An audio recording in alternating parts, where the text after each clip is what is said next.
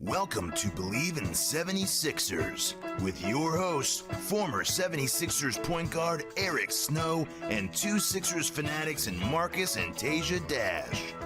Bleav in 76ers is presented by betonline.ag. Ladies and gentlemen, it is that time of the year. It's football season, and you know what that means? It means it's time to get in on BetOnline. BetOnline is the world's most trusted betting platform and your number one source for everything football.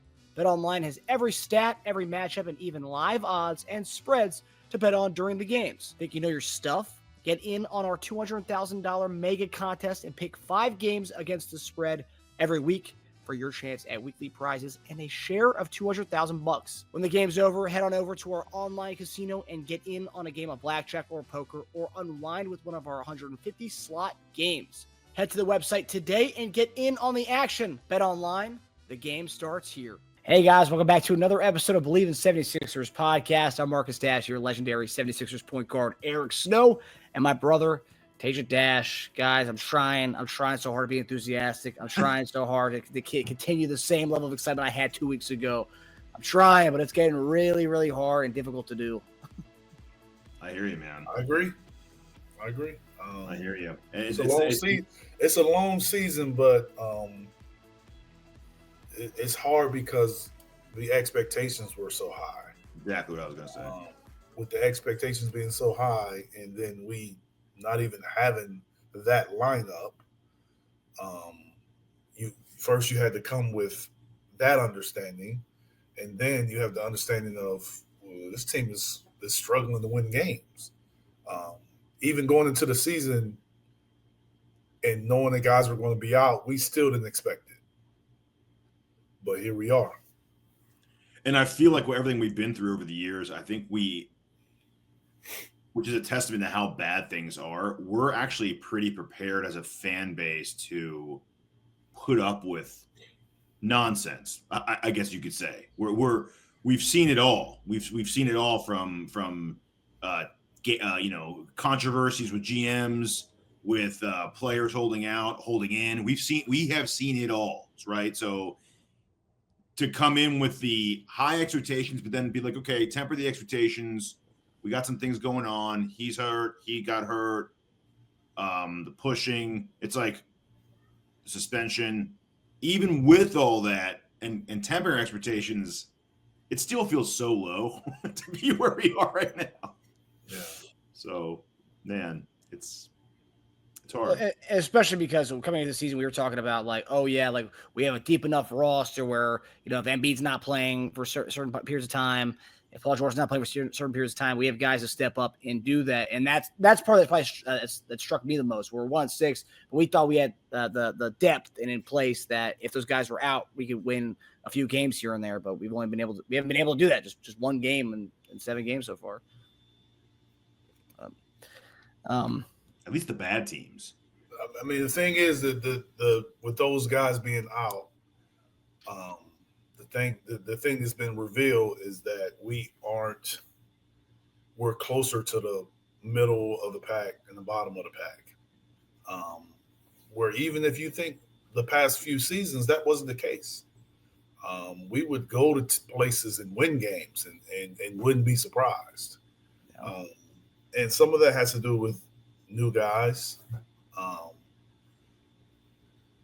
But it's really now coming down to, I'm not even sure like our combinations are good, and not from a standpoint of who should be playing, more so of they aren't clicking. They aren't playing well together. So that's a tough job for Nurse right now. Yeah, not only figuring out how much people play, but figuring out who plays. So it's some tough decisions need to be made. Yeah. Poor Nick Nurse. He's already starting to feel the heat from the fans right now. All over Twitter, they're gunning for the guy. So feel bad for the guy. And I will say it's lucky that Milwaukee Bucks are flailing as they are, because I think Sixers would be the top story in most of these morning shows. But because Milwaukee's not playing well with 2 of their guys, they've taken more of the brunt of the hot takes of them not looking well comparatively to the Sixers. Well, right now, I mean, in the past we had the same record, but now they have one more win, so that might change. That's Let's true. not speak too soon. That is true. Yeah. And I think the one thing saving us in that discussion is that we're missing our Giannis, right? Like they've had their Giannis and they have pretty much the same record. That's the big difference. Yeah.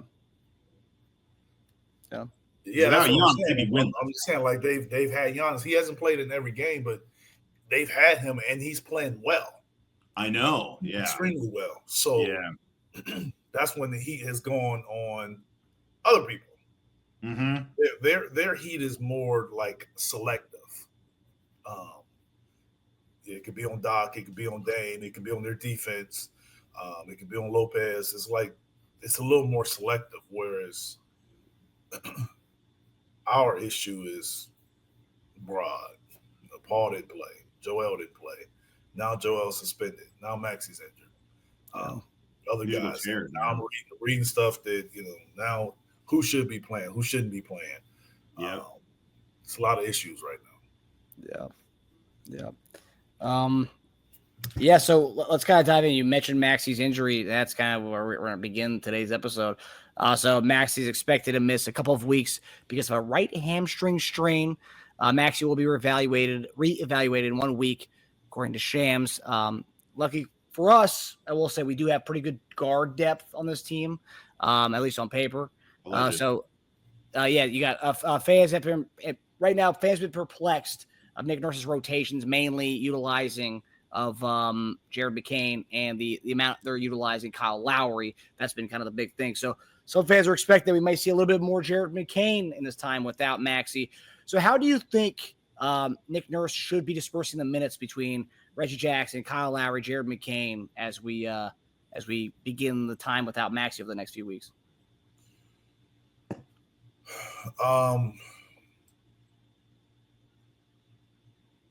It'll be interesting because it'll be interesting to see who he starts. That's going to tell me a lot. I think Kyle should play, but I don't think Kyle's minutes should increase with Maxey being out. I think Reggie Jackson will play, but I think Reggie and Kyle should be stacked. And if you don't know what I mean by stacked, meaning like they both play, but they don't play together. One is in, one is out. And McCain should get probably the majority of Maxey's minutes. Or you kind of move one of the forwards into that rotation. I think they'll continue to play Eric Gordon. So those between Gordon, McCain, and Reggie Jackson, they'll somehow be in the rotation for Maxey's minutes. And depending on who you're playing, you may see a wing forward also grab some of those minutes as well. Maybe Yabusele uptick too. Maybe not him, but I'm just saying with Paul back, you see Caleb or KJ Martin, who's giving them good energy. Kind of depends on who's playing, who we're playing, to steal some of those minutes away. And it all depends on, with how well Reggie Jackson's playing. We know what he's capable of doing, but him or Kyle is pretty much going to have to be in there because they're the only primary ball handlers right now. Mm-hmm. So I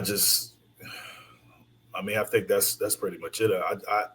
I thought Nurse was stretching Kyle too much before. That's why I don't envision his minutes going up. I thought he was stretching him. I didn't understand why he started Kyle, but still had Maxey as the primary ball handler. To me, if Maxey's going to be the primary ball handler, there's no need to start Kyle. That's just my belief.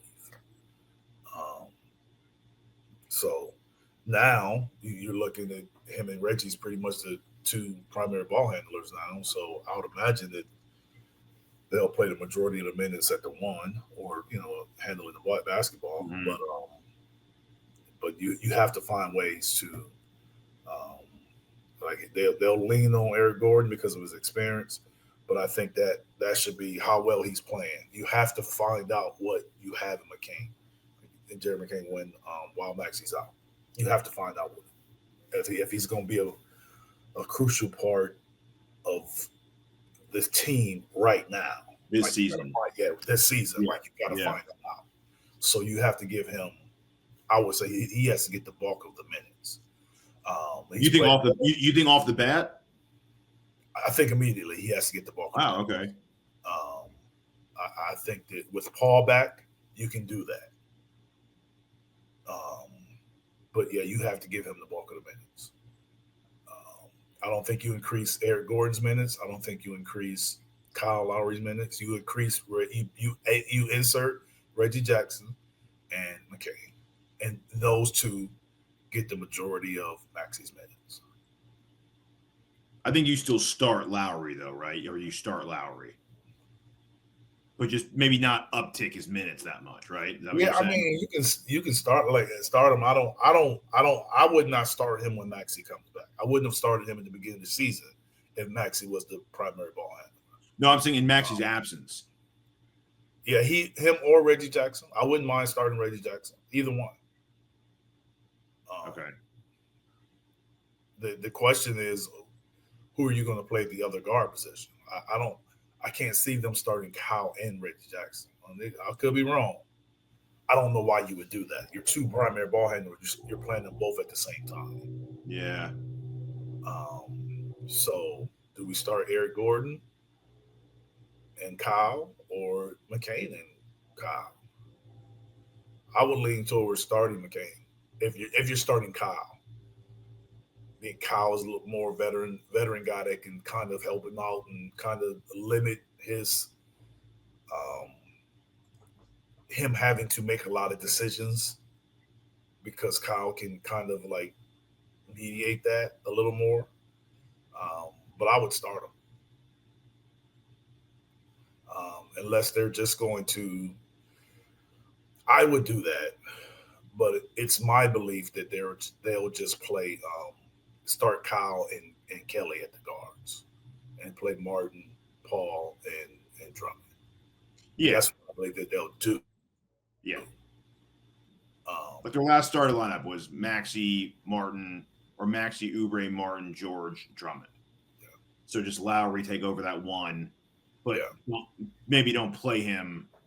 What did Lowry play last game? 20 minutes. So you'd say keep him around the 20 mark, even with. I wouldn't increase his minutes. No. But yeah, I think everybody has those games where they playing so well that you play them above their. Sure. So I'm saying, if we are who we are, then I wouldn't increase his minutes because Maxey's out. I would find other guys for that. Well, it's interesting, right? If you look at his game log this year for Lowry, the only games he played more than 21 minutes, he played 28 and 29. And in both those games, he was 5 from 8, 3 from 6 from 3, and 3 of 5 from 3. So he was hot. So they were like, shit. Yes. That's what I'm saying. So you have those games where he's let it roll. He's on the road, and then you play him more. Yes. In game one, he was also 24 minutes. He was 4 of 7, 3 of 5 from 3. So every single game he played more than 21 minutes, he was 3 of 5 or 3 of 6 from 3. He had 3 threes. So that's interesting. So that sounds like they're playing 20 minutes, 21 minutes, or if he's hot, let him roll. Yeah. But yeah, I agree. I think Lowry will start just because, we heard rumors about he was picky about his role in his next team. So I think if he signed in Philadelphia and he doesn't get a starting spot when Maxey's out, he'd be like, what did I come here for? This is the kind of thing I'm supposed to be here for. I don't think he'll be upticked in minutes, or he should, but I think he'll become the starter, but just come out earlier. I think at first, I agree with everything you said. I just think at first Jackson will get, maybe they'll go a little more Lowry. Jackson will get more. Gordon will get more. I think McCain's just going to have to – I think they're going to make him earn it a little more. But I do totally agree that it's a great opportunity to see what he's got. I mean, you can't ask for more than – for him, like for this moment right now to be like, okay, we're missing Maxey, like time for a spark. I think it'll come in a game where one of Lowry or Jackson's maybe struggling and they just like hand it over to him, or if we're getting beat bad in one of these games, which, you know, before an MB comes back, it looks like a possibility. He might definitely get a lot of minutes in those games. And if he looks great doing it, then yeah, I don't see why you should turn back from that.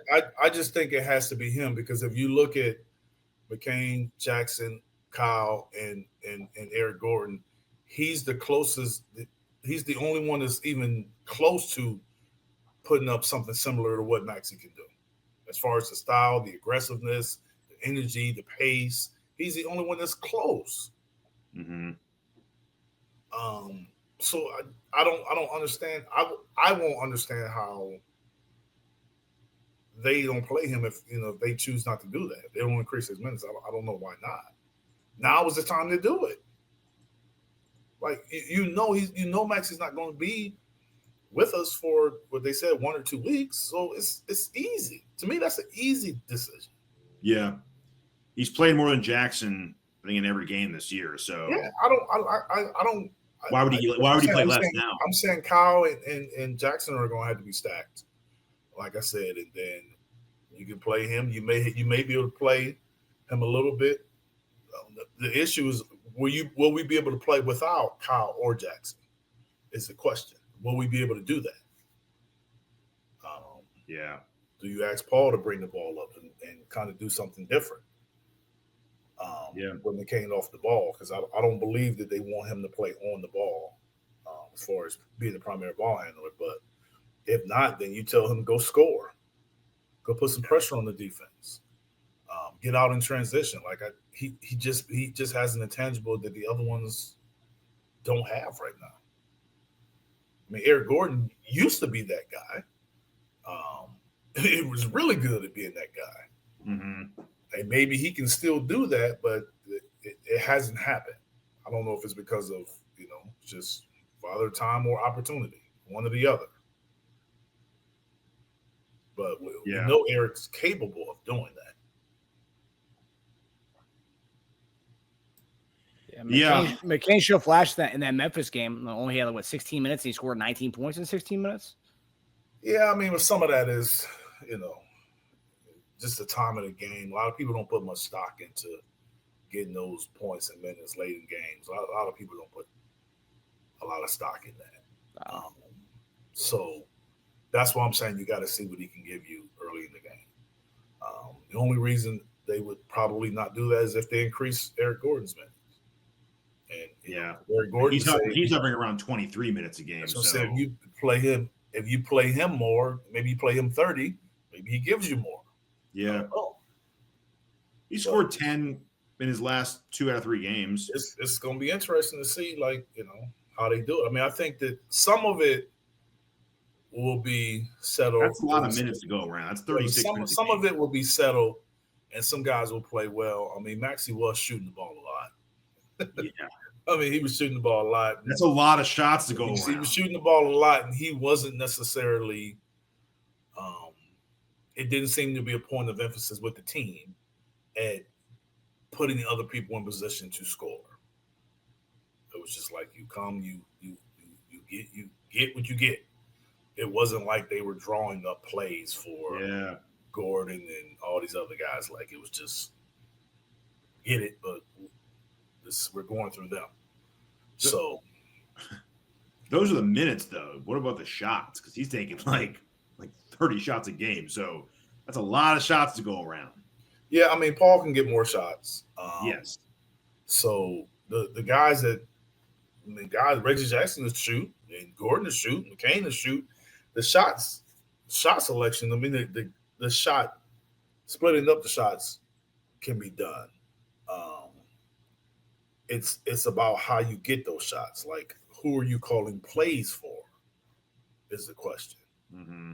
Are you just running pick and roll? Like we haven't really, in my opinion, been running many sets.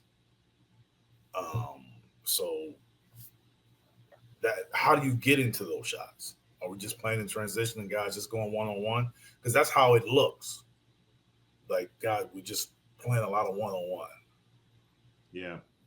So it'll be interesting to see, like, how the team, who's playing, who's starting, who's playing, how the team moves, how the team functions, how we play defensively, how we play offensively. Do we do a little more inside out? Do we post Paul more? Do we put him in pick and rolls? Like, what do we do that's different? I'm very curious to see that. So, what do you make of everyone online is making a big to-do about Caleb Martin's shot? Does it look like he has a hitch in his shot, Eric? Because that's what everyone's talking about right now. It looks a little different from the regular shot, but it's the same shot he's always had. To me, it's the same shot he had in Miami. Okay. Just went in more in Miami. Yeah. I mean, that's basically what it is. I didn't look at his shot and say that where did he get that? Like he's shooting the ball different. Just to me, I thought he had that same kind of distinct shot in Miami. Yeah. But man, I try to tell you guys, and I try to tell people, man, it's different, man, when you don't know when them shots are coming, man. I think he's been impacted the most by the randomness of the offense, not knowing when your shots are coming. It's like a lot of times guys like Martin need to be like, okay, I'm gonna spot up in the corner, I'm gonna spot up here. I know the ball's coming. Let me get ready, so you can start practicing those shots. But he's getting shots in the corner, on the wing, up top. Like, it's just, that's how you don't know, because his shots are all over the place. So I think he has to play better and make more shots, but I do think he's impacted by the randomness of how we're operating offensively. Yeah. Yeah, because he's averaging a little more than last season, but he's also playing like 8-7 minutes more than last season and taking out one more shot. So his efficiency needs to come up, but I think that'll also help when we get a little more stable when all of our guys are back and we get to see what we actually are. Ricky Council, I know Sixer fans are upset that he's not really getting many minutes. Eric, is that something you want to see? Do you think Ricky Council could get some minutes while Maxey's out? I would love to see it, but I don't know how. I don't know how you do that, because he's more getting into the Paul, Kelly, Martin minutes than the guards. The more of that, even though he can probably play the guard position. But I don't know if you're going to play him in the guard position instead of McCain or Reggie Jack. It's just hard to get those minutes with those three guys on the wing. Yeah. That's he's been a fan favorite for a while for a lot of fans. A lot of fans have been wanting to see more Council. Yeah, I mean, he plays well when he gets an opportunity. He just got to stay ready. I mean, it'll come out. Maybe when Paul was out, if Paul happens to, go out on his back-to-backs, maybe, he can get more minutes there. But I find it hard for him to be able to get consistent minutes with those three guys. Yeah. Oh, boy. All right. So our next topic, we kind of addressed in the beginning of the show, but looking at the numbers here, kind of staggering. So over the past 25 seasons, only 3 teams have started 1-6 or worse and have made the playoffs. However, the Sixers are fortunate that outside of the Cleveland Cavaliers, who are 9-0, and the Boston Celtics, who are 7-2, no team in the Eastern Conference has an above 500 record, which is just wild. It's a wild start to the season from the East. With Embiid set to come back from this ramp up on Tuesday, we'll have 2 of our big 3 back, so not the full ensemble yet. But are you guys sounding an alarm on this season, or is it just still way too early to say to tell anything? Well, how you got your alarms on your phone, and you set the time on there. But you just got to slide the little notice over. My time has been set. I just haven't slid the little notice over yet. We are being saved by, I believe we're two games out of 6 seed at 1-6 or something like that. Mm-hmm. So that helps. Obviously, the play-in teams and all that stuff helps too, because you can put yourself where you're playing your best basketball, get in and kind of win some games. So panic, no. Concern, yes, because we are who we are right now, and we have no confidence that we're ever going to be able to put forth the team that we thought we had this summer. So that's the concern until we kind of get some consistency with that team playing, and then that probably brings some relief and say, okay, yeah, we're okay. We'll get in the playoffs. We'll do kind of some of the things that we've been hoping. But that's where the concern comes in, because it's no try to stay positive, but it's no, kind of, you can't lean on fact that we're going to be where we thought we would be.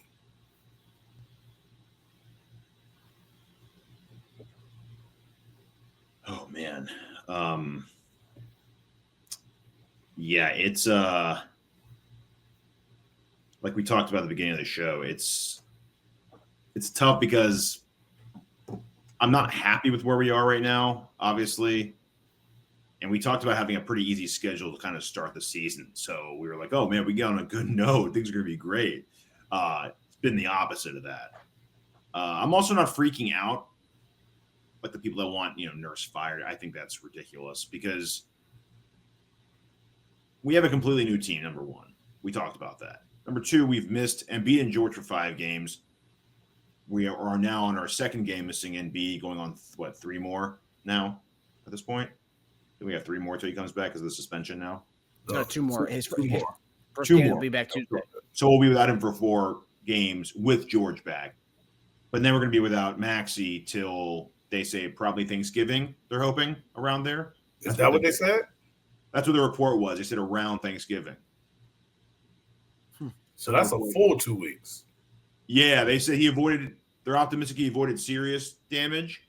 But they said hopefully around Thanksgiving is what I read earlier. So most likely Thanksgiving, start of December.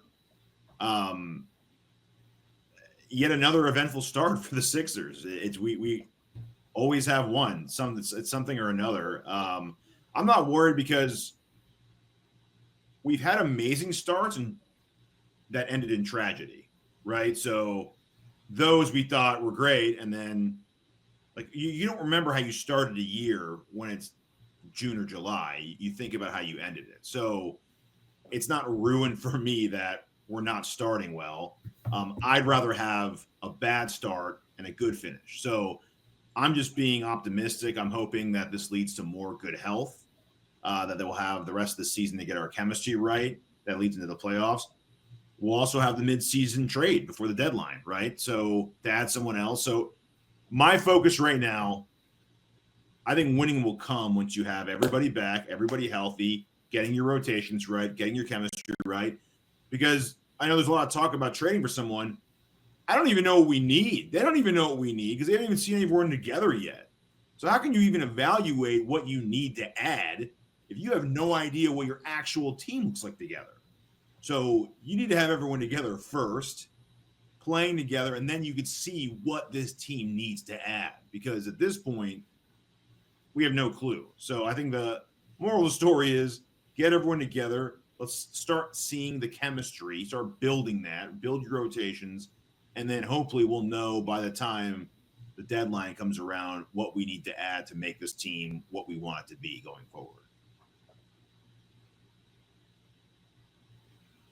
So yeah, there's an alarm. I've just hit this. I hit the snooze button a lot. Almost there. I mean, yeah. Okay. If we start playing this bad, if we keep losing like this with Embiid, that's when I start hitting the alarm. That's when there's a serious problem because that is, like we said, Bucks are doing this with Giannis, which is why you're hearing like trade rumors with Giannis now. That's what happens next when you're with your best player and you're playing the way that we're playing right now and they're playing right now. That's when they're like, everyone's looking at each other going, okay, what's going to change here? Because something's got to change. So we're not there yet because we're not assembled. If we keep looking this way, assembled, bad. Even without Maxey, once Embiid comes back and we keep playing this way, still really bad. Yeah. Some fans have taken a silver lining approach to this whole thing. If the Sixers do continue to look bad, they could be in play for the Cooper Flag sweepstakes. I'm really he's great player, but I really, if we have to punt on the season for to talk about Cooper Flag, that's a disaster. Plus, it's top 6 protected, so if we don't get top 6, it goes to OKC. Yeah. So if we're gonna be bad, I don't want to talk about this, but if we're gonna be bad, you have to be really bad this year. You can't just be kind of bad. Kind of bad's a waste. So. Yeah, I'm not ready for that conversation. yeah, exactly. But all right. So we have game picks. So tonight, Friday night, Sixers will be going to play at LA, the Lakers. Anthony Davis was on the injury report, but he's probable to play tonight with plantar fasciitis. Sixers are a 7.5-point underdog, and the game will be on ESPN at 10:10 p.m. tip-off Eastern Standard Time. Gentlemen, who do you guys have in this game against the Lakers? I've been courteous to us all season, and I have been incorrect. We will lose and we will not cover. I think we play hard. I think it surprises me and most. I think we lose, but we do cover. I think we keep it closer. And if we don't, it's from the last 30-second I don't know. I mean, hopefully we do, but I don't blame you for Lakers have lost 4 or 5 or 3 or 4 or whatever. They need to win. So they're going to see our roster, and it's going to be a point of emphasis. Yeah. Hasn't the whole I obviously the morning shows always keep up with the Lakers, but hasn't their problem been bench scoring? I don't know what their problem is. I just know they started out 3-0 or something like that, and they went on a road trip and lost 4 out of 5. Yeah. So. But I don't know what people are saying the issue is with that team. I don't know. Yeah. It could be bench scoring. I mean, I'm sure with the guys that they play, their starters are getting the majority of the shots and points. Yeah. Especially the way AD was playing and of course having LeBron. Mm-hmm. Yeah, AD's been playing really well this year. But yeah, they had this one of those things that was popping on social media was JJ Redick's reaction to a D'Angelo Russell shot during a game against the Grizzlies. Somebody sent that to me. Yeah. That's going around. That tells me that that's been a brewing thing. You don't have a reaction like that over a one-time thing or maybe a two-time thing. That's like a brewing conversation. That's continuing to happen. And he calls a timeout right after it. Yeah.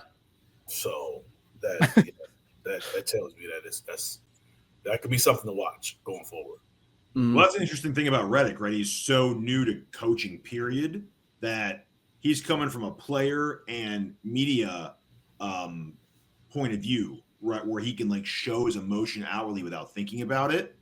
I feel like when you're an assistant for a while, you get used to not doing that as much, and you try to hide it when you're really pissed at somebody or how bad you think something is. I think most head coaches feel that way. They just don't act out like that. Don't show it, yeah, but he's not used to hiding it, so he's just you know what I mean? He's just not. It's just all coming out. And what I'm saying is, and that's what tells me that this isn't new for them. Yeah, this is a new conversation. Because if it is, then you don't do that over something that's new.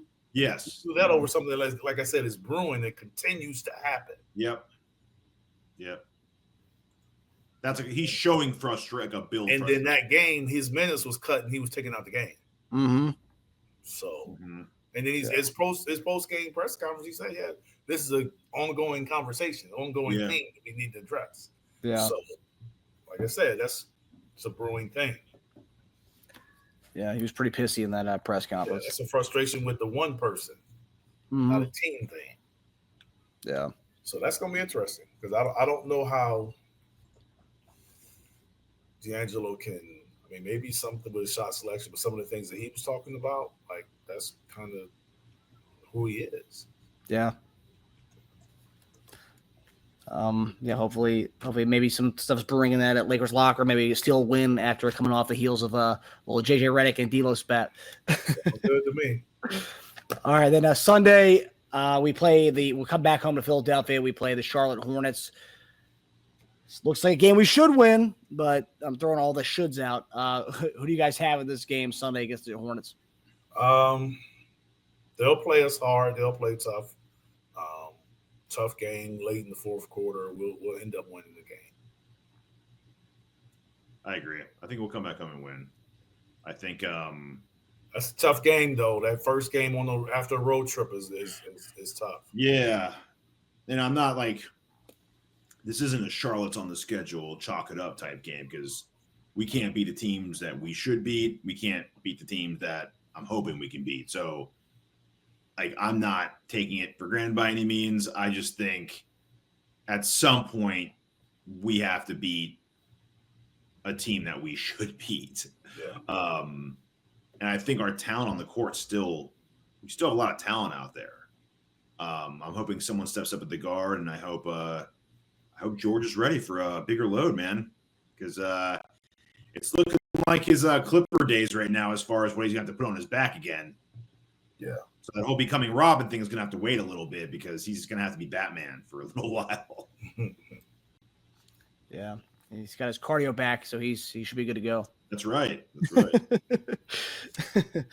But all right, guys, hopefully we get that win, and then we go right into having Embiid back on Tuesday. Hopefully we can rally off a little streak here with Embiid coming back against New York. So, and I Bleav that's begins our in-season tournament play against New York too. So, it's gonna be fun next few games.